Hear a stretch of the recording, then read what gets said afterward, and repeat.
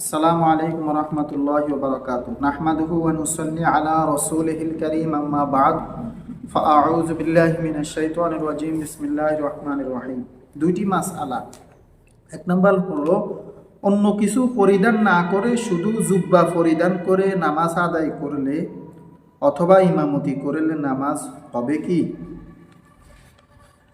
একজনে প্রশ্ন করছেন, অন্য কিছু পরিধান না করে শুধু জুব্বা পরে নামাজ পড়লে অথবা ইমামতি করলে তার নামাজ শুদ্ধ হবে কি?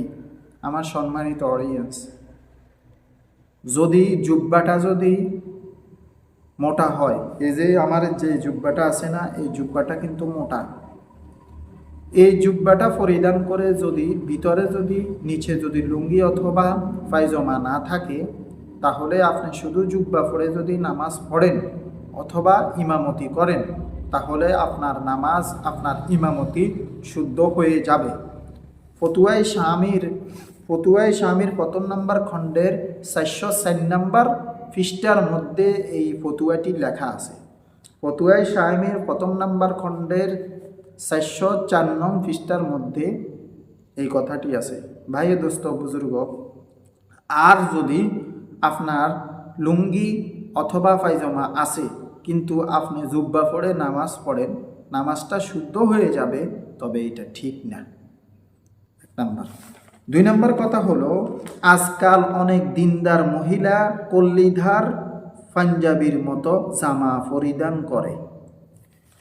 একজনে প্রশ্ন করলেন, আজকাল মহিলারা অনেক দিনদার মহিলা, ইসলামিক মাইন্ডের মহিলারাও যে পুরুষদের মতো পাঞ্জাবি পরে, পাঞ্জাবির মতো, অর্থাৎ তাদের যে জামাটা আছে ওই জামাটার মধ্যে এই কলার থাকে, তারপরে এই যে পকেট আছে না, পকেট থাকে। মহিলারা কিন্তু এগুলো করে, অনেক মহিলারা। এখন এই জামাগুলা গায়ে দেওয়া, সোজা কথা হলো পুরুষদের মতো জামা কাপড় পরা, এটা শরীয়ত সম্মত জায়েজ হবে নাকি হবে না? ভাইয়া দোস্ত বুজুর্গ, আমার সম্মানিত অডিয়েন্স যারা আমার আলোচনাটা শুনতেছে, হ্যাঁ আমি জানি আমি যেভাবে উপস্থাপন করা দরকার আমি আপনাদের সাথে আপনাদের জন্য ওইভাবে আমি উপস্থাপন করে কথা বলতে পারতেছি না, জানি। কিন্তু ভাই, এখন বর্তমান জামানায় মুখের চাইতে মুখোশের দাম বেশি।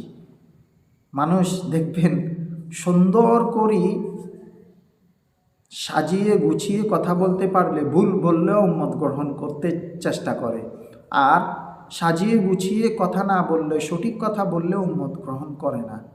এটাই হলো দুনিয়ার নিয়ম। এই জন্য আমি বলি, মুখের চাইতে মুখোশের দাম বেশি। তো যেটা বলতে চেয়েছিলাম যে সেটা হলো কি, যে পুরুষের জন্য মহিলার কাপড় পরিধান করা, মহিলার জন্য পুরুষের কাপড় পরিধান করা, এটা শরীয়ত সম্মত হারাম এবং কি কবিরা গুনাহ। যারা এই ধরনের কাজ করে তাদের 24টি ঘন্টা গুনাহ হতে থাকে। 24টা ঘন্টা কি হতে থাকে? গুনাহ হতে থাকে। 380 মেশকাত শরীফের 380 নং হাদিসের মধ্যে এসেছে। এবার আসেন মুসান্নেফে আব্দুর রাজ্জাক।